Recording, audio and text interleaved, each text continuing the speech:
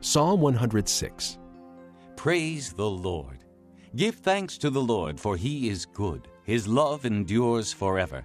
Who can proclaim the mighty acts of the Lord, or fully declare his praise?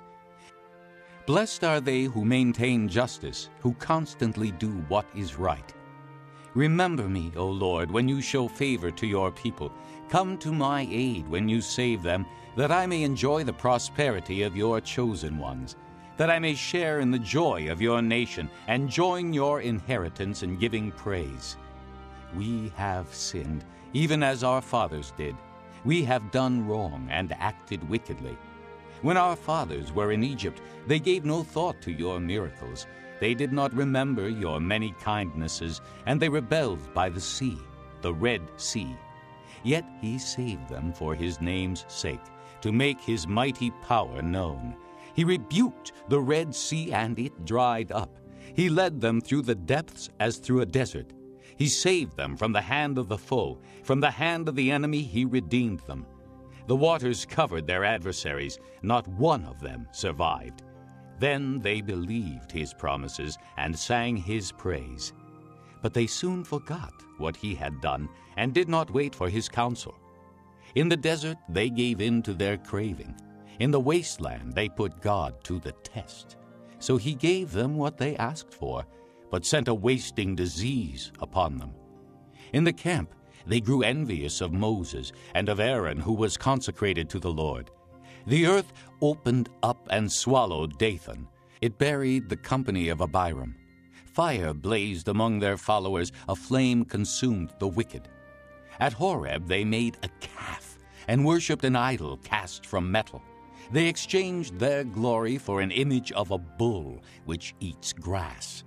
They forgot the God who saved them, who had done great things in Egypt, miracles in the land of Ham, and awesome deeds by the Red Sea. So he said he would destroy them. Had not Moses, his chosen one, stood in the breach before him to keep his wrath from destroying them?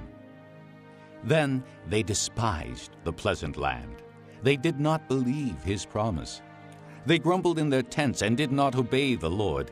So he swore to them with uplifted hand that he would make them fall in the desert, make their descendants fall among the nations, and scatter them throughout the lands. They yoked themselves to the Baal of Peor and ate sacrifices offered to lifeless gods. They provoked the Lord to anger by their wicked deeds, and a plague broke out among them. But Phinehas stood up and intervened, and the plague was checked. This was credited to him as righteousness for endless generations to come. By the waters of Meribah they angered the Lord, and trouble came to Moses because of them. For they rebelled against the Spirit of God, and rash words came from Moses' lips. They did not destroy the peoples as the Lord had commanded them, but they mingled with the nations and adopted their customs. They worshipped their idols, which became a snare to them. They sacrificed their sons and their daughters to demons. They shed innocent blood, the blood of their sons and daughters, whom they sacrificed to the idols of Canaan, and the land was desecrated by their blood. They defiled themselves by what they did. By their deeds they prostituted themselves. Therefore the Lord was angry with his people and abhorred his inheritance. He handed them over to the nations, and their foes ruled over them. Their enemies oppressed them and subjected them to their power. Many times he delivered them, but they were bent on rebellion, and they wasted away in their sin. But he took note of their distress when he heard their cry. For their sake he remembered his covenant, and out of his great love he relented. He caused them to be pitied by all who held them captive. Save us, O Lord our God, and gather us from the nations, that we may give thanks to your holy name and glory in your praise.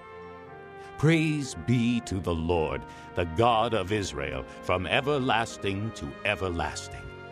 Let all the people say, Amen. Praise the Lord. This concludes Disc 32.